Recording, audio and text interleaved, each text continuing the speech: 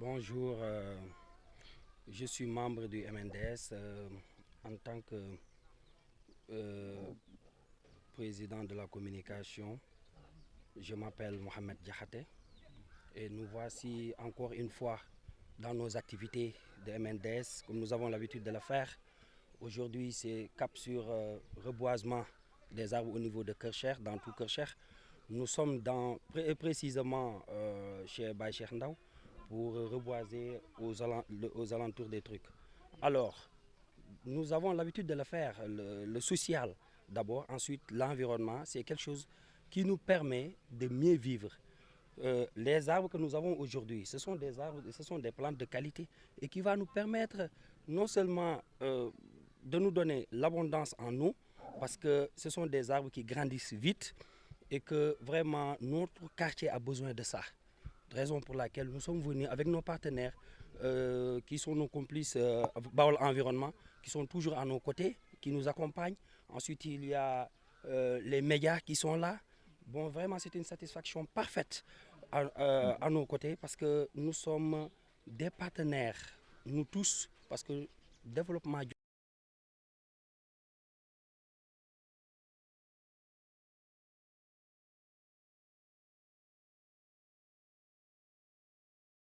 Diourbel moo ñu ñor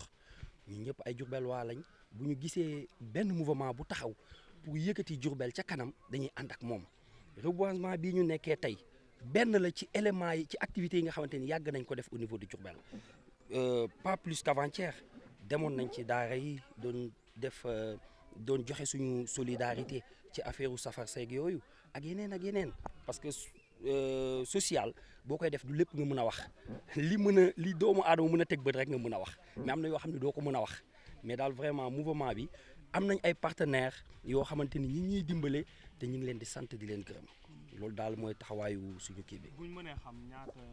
garab ngeen jëmbat fii ak lan mooy jubluwaay bi ak njeexital li ngeen ciy xaar. ok garab yi amoon nañ plus de 170 plantes yoo xam ne dañ ko waajaloon.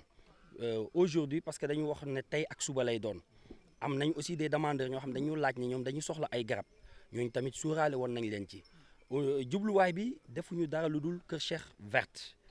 Kër Cheikh dëkk boo xam ni day féex da nga fiy mën a keru ba parente di ndox mi nekk ndox moo xamante ni garab yi daf ñu koy indil parce que garab yi ñu façon garab yi ñu am nii mooy garab yi nga xam dañuy denc ndox te garab buy denc ndox rek pour foofu naat day yomb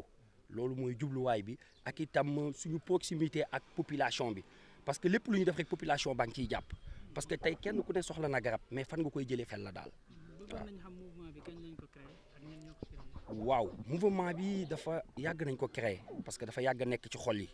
c'est que peut-être da ngay naan kañ lañ ko jëmmal peut-être que jëmmal nañ ko vers année 2019 ci lañ ko jëmmal en ce moment il y avait ce qu'on appelle ndeysaan le feu Abdoulaye Ndiaye yàlla na ko yàlla yërëm ci ñun la bokkoon Babacar Gueye Modou Gueye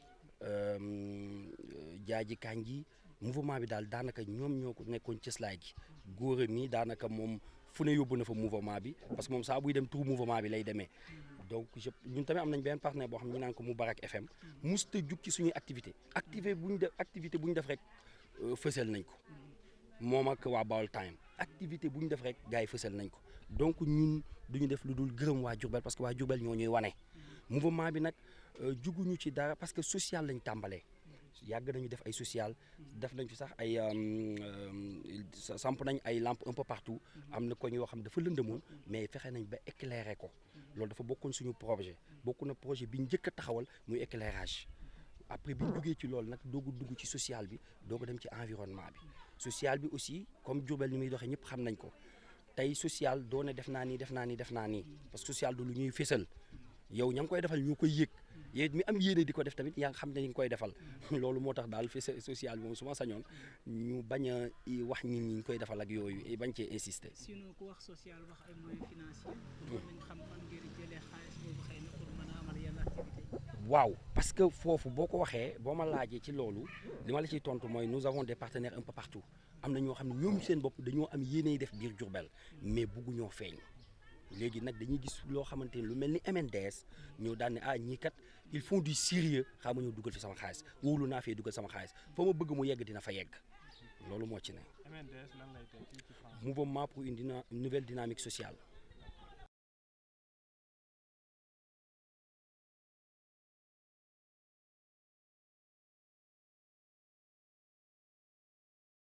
seen apport waaw surtout sur le. waaw man moom maa ngi tudd Ibrahima Faye représenté fi Bawol environnement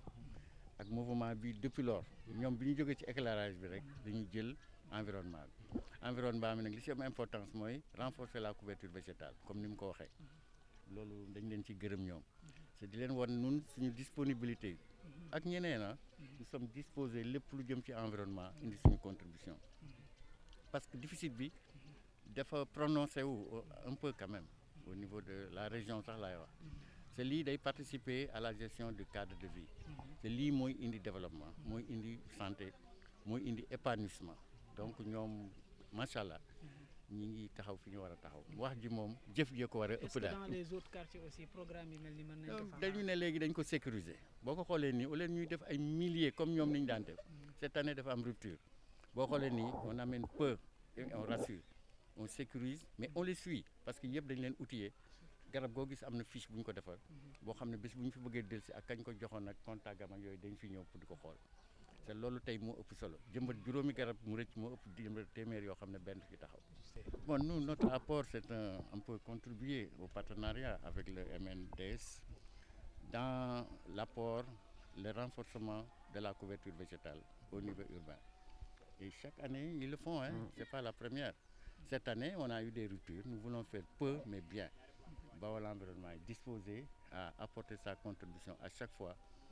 au niveau du mouvement social de développement durable. Voilà, merci beaucoup. Vous avez tantôt dit que faire le reboisement, c'est simple, mais c'est le suivi. Actuellement, ces arbres ont été outillés, fichés, et les bénéficiaires aussi. Et chaque fois, nous pourrons appeler les bénéficiaires, savoir où a été planté l'arbre, à quel moment on l'a planté. Est-ce qu'il y a, et lui aussi, il aura notre contact. En cas de maladie, nous pouvons revenir. Et nous n'allons pas laisser ça. Parce que c'est un investissement et c'est des ressources qu'il faut sécuriser. Voilà.